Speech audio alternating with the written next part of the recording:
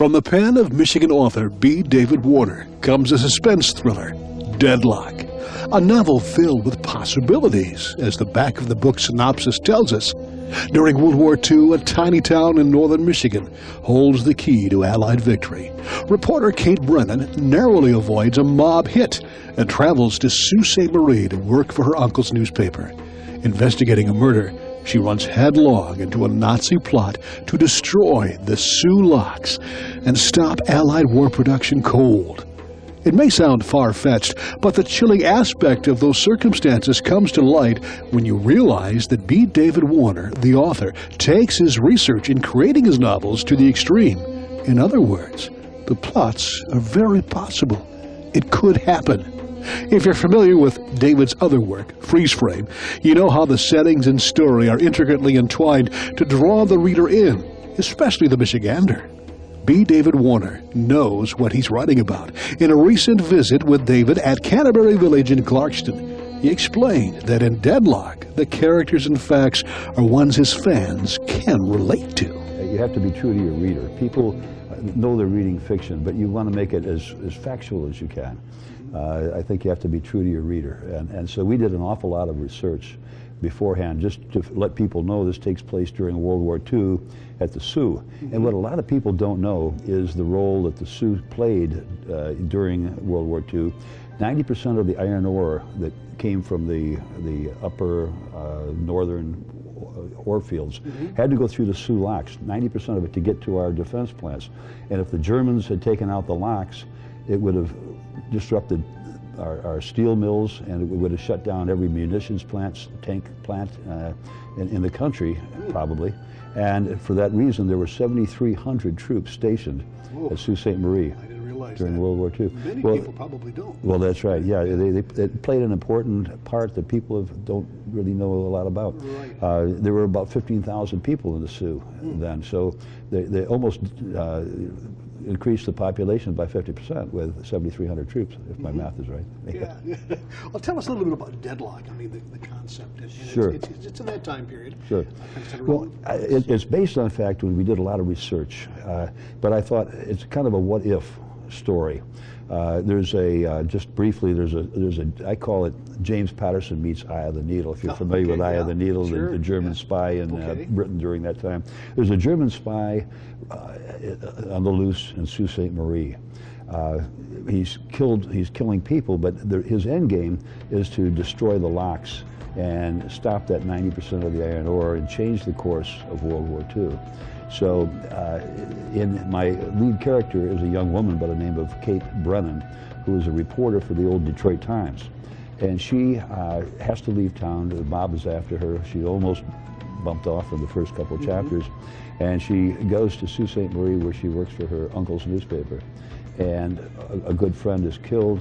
In investigating the murder, she runs headlong into this Nazi plot to take out the locks and change the course of World War II. It's not as far-fetched as many people think. I mean, well, it could have, yes, that's right. It didn't happen, but it could have. Yeah. And it surprises me, too, as you reveal in your book, that pretty much our intelligence was aware of the vulnerability of the locks. Sure. What was the situation as you did your research of the actual locks and the precautions that they did take?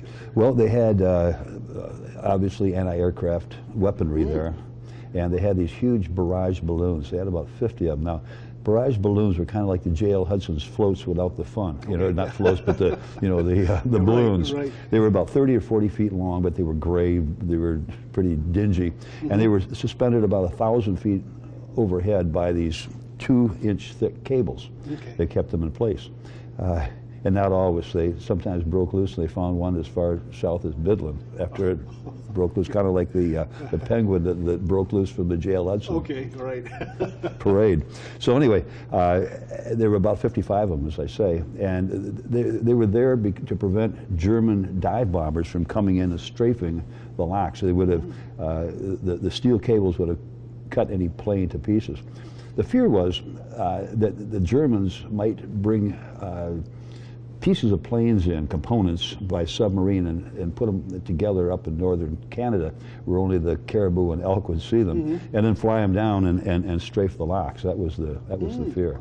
Wow. Yeah. I mean, as I talk to you, it's amazing that I see your eyes light up. I mean, they're like you're thinking the story and the scenario and what's going to happen next. I mean, your wheels are always turning, aren't they? Well, and I hope that people light up when they read the book, because I think it's a thriller. Now, when I say thriller, it's sort of a mystery thriller. I've said thriller to some people. They say, "Oh, that's scary. That's Stephen King." No, that's not. A thriller is something that keeps you on the edge of your seat, and it's written like James Patterson does in short paragraphs or short chapters, so that there's at the end of a chapter there's something that happens that makes you want to read the next chapter. So one fella, and I wrote Freeze Frame, my first novel, the same way, and a fella talked to me later, and he was mad at me, not really, but he said, my wife was mad at me because I kept her up until 3 o'clock. I couldn't put the book down. Every time I turned a page and finished a chapter, well, the next chapter is only 2-3 pages long, so, yeah. You intentionally do that. Well, that's right, That's sure, right. sure. Now, you learned a lot from doing books and the 2 novels you had. Let's go back a little bit to find out a little bit more about b.David Warner. I mean, Sure. how in the world did you get into this situation where you have that bug to write? Well, everybody wants to do the great American novel. Sure, and I always did. As a matter of fact, in our senior class magazine a million years ago, everybody, one of the things besides your pet peeve was what do you want to do in life? And I said I wanted to be a writer.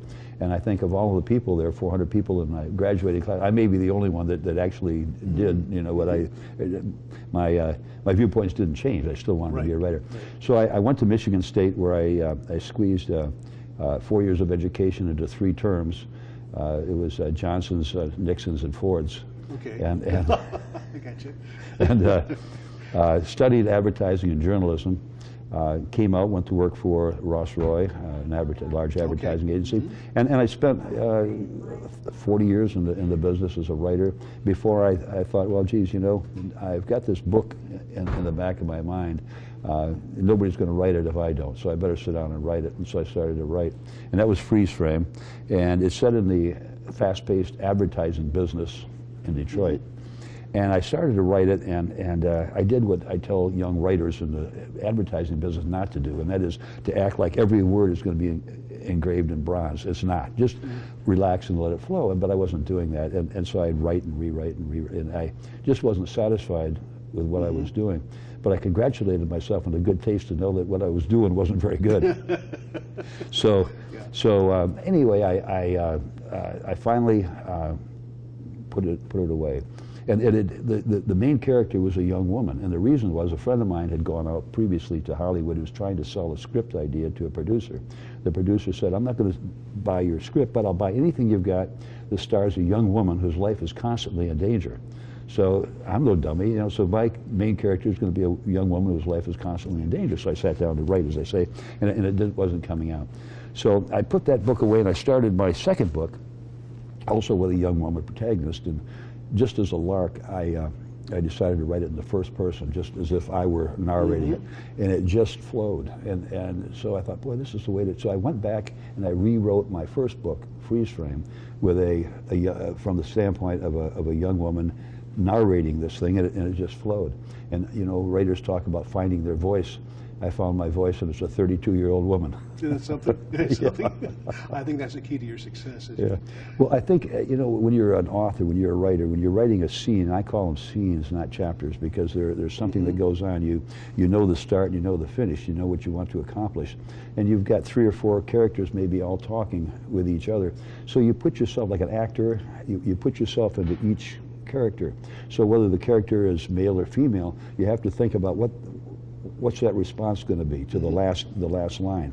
So you write that response. Now, what's the next person's response to that? And that, to me, anyway, that's the way I write. You know, I think I tell people who want to write that the most daunting thing is the first page of the first chapter, but don't start there.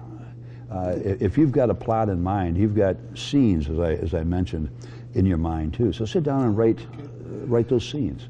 And then in the end, you can connect them all together. I like books that start out with a bang and with some action, you know, and that's what Deadlock does. You know, there's a woman being held hostage inside her home by a gunman, and he's got a gun pointed at her head. You know, and how do you know what's going to happen? I mean, Deadlock is on the bookshelves. It's on Amazon.com. Where can they get it? I have a website. Right. Marlene and I work together. Marlene, my wife. It's www.b as in Bernard or B as in boy davidwarner.com. And they can read the first 2 chapters of Deadlock on that. They can also, and both Deadlock and Freeze Frame are available on Kindle too for Kindle readers. I think through the Michigan Magazine website. You have books there, and they can go in there and find it. Yeah. David, it's been a pleasure to visit with you, and I urge everybody to take a look at Deadlock at our website or your website, or we'll hope to get you up at the Michigan Magazine Museum, do a book signing. I'd love that. I'd love that, Barry. Yeah. It'd be a lot of fun, and you can meet the author. But I urge everybody to pick up a copy because you're going to find out facts that you didn't know intermingled with a lot of suspense and thrill. You know, I appreciate you taking time at this beautiful place. Just not too far from your home, is it? That's right. It's not. Well, a pleasure, and we look forward to the next one, David. Great. Thank you, Barry. Thanks very much.